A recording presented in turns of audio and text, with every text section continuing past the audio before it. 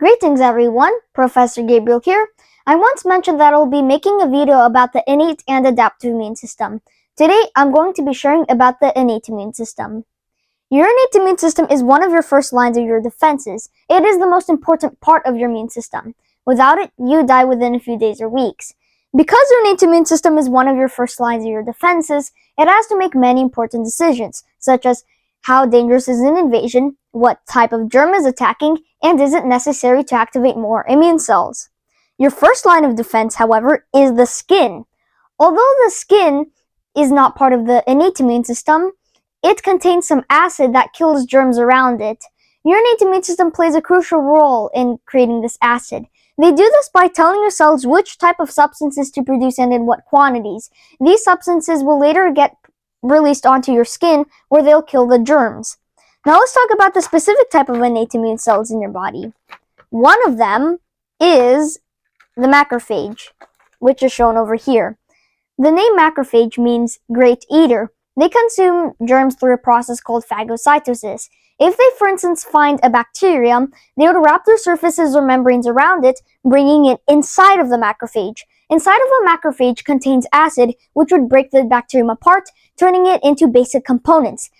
Finally, the macrophage would use these basic components as energy and would release them out for other cells to use as energy. Throughout your body, your cells constantly have to die naturally by breaking themselves apart into cell garbage.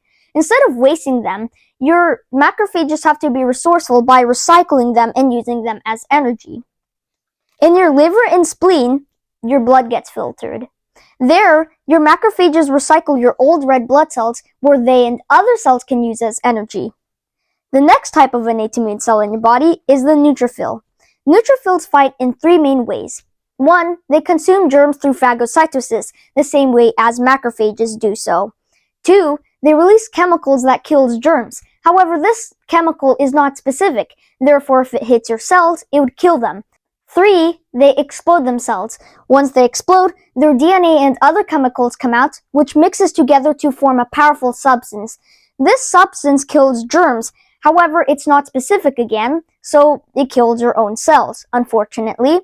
Once they explode, they can't function anymore. However, sometimes they can still function and fight, which is quite weird. Your innate immune system also causes inflammation, which is the red, warm, swelling bump you see when you, for instance, cut yourself or get a mosquito bite. They cause this by releasing cytokines that orders inflammation. Once this happens, the red blood cells in your blood vessels change their shape, releasing fluid into the surrounding tissue. This fluid, called plasma, is warm, which makes your innate immune cells fight more efficiently, as well as it kills the germs around them. Now, the next part of your innate immune system is the complement system. The complement system is a system with approximately 15 quintillion complement proteins, which is shown over here. Complement proteins do not do anything until they activate. Once they do activate, they change their shape and activate more complement proteins, which they change their shape, and the process repeats.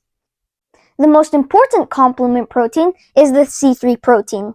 Once they activate, they separate into two different proteins called C3b and C3a.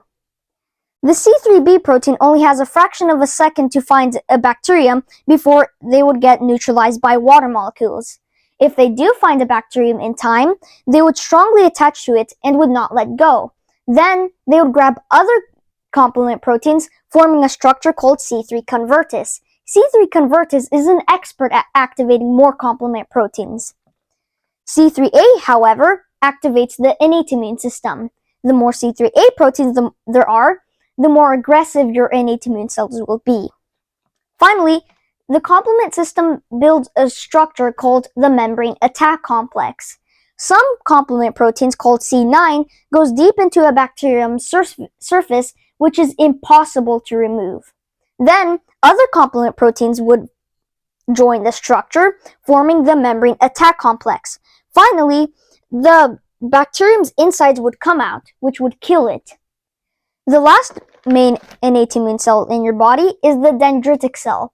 Dendritic cells constantly have to somewhat swallow and spit out the fluids around them. If they swallow a harmless substance, they would just spit it out and would not worry about it. However, if they swallow a harmful or abnormal substance, they would begin sampling themselves with it. If they, for instance, swallow part of a bacterium, virus, or even a microorganism, or your own cells, they would begin sampling themselves with it. Then they would go to your lymphatic system, a system where they would activate your adaptive immune system. Now the question is, how would they activate your adaptive immune system? Well, the answer will be found in a different video. Thank you for watching. Stay healthy and smart.